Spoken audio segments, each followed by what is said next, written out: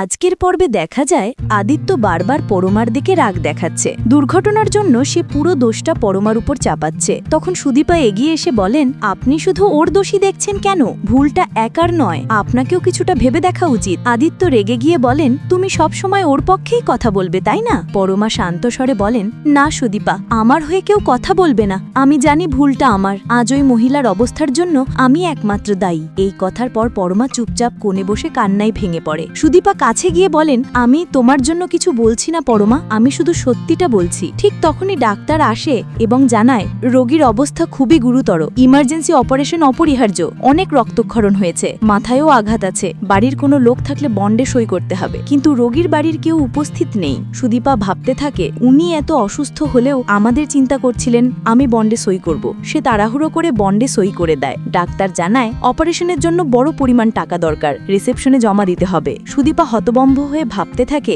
এত টাকা এখন কোথা থেকে আনা যাবে? আদিত্য এবং অভ্য বাইরে বেরিয়ে যায় বাড়ি থেকে টাকা নিয়ে আসার জন্য। সুদীপা একা ভাবতে থাকে, আমি কিভাবে এত টাকা জোগাড় করব, কিভাবে অপারেশন হবে? ডাক্তার তাড়াহুড়ো করে চলে যান এবং বলেন, এটি প্রাইভেট ক্লিনিক, টাকা না দিলে আমরা কিছুই করতে পারবো না। সুদীপা হাল না ছেড়ে হসপিটাল থেকে বেরিয়ে পড়ে টাকা জোগাড়ের জন্য। অন্যদিকে মন্দিরের সামনে পরমা কান্নায় ভেঙে পড়ে, বলছে, ভগবান, ওই মহিলাকে সুস্থ করে দাও, ঠিক করে দাও। এই সময় বাড়িতে চৌধুরী এসে দেখেন বাড়ি ফাঁকা। কুন্তলা প্রশ্ন করে, সবাই কোথায়? গায়ত্রী জানায়, বড় ছেলে ও তার বউ বাইরে গেছে, ছোট ছেলে মন্দিরে। পরিস্থিতি জটিল হলেও সুদীপা সাহস ধরে রাখে। সে চেষ্টা করবে রোগীর জন্য টাকা জোগাড় করতে। পরমা নিজের ভুল মেনে নেয় এবং বলে, আমার জন্য কেউ কথা বলবে না, আমি একা সব সামলাবো। এভাবে পুরো ঘটনার আবহ তৈরি হয় দুই পরিবার এবং সুদীপার উদ্যমের মাধ্যমে। পরবর্তী ঘটনা এবং অপারেশনের ফলাফল জানতে অবশ্যই আমাদের ভিডিও দেখুন। ভিডিওটি ভালো লাগলে লাইক, কমেন্ট এন্ড সাবস্ক্রাইব করতে ভুলবেন না।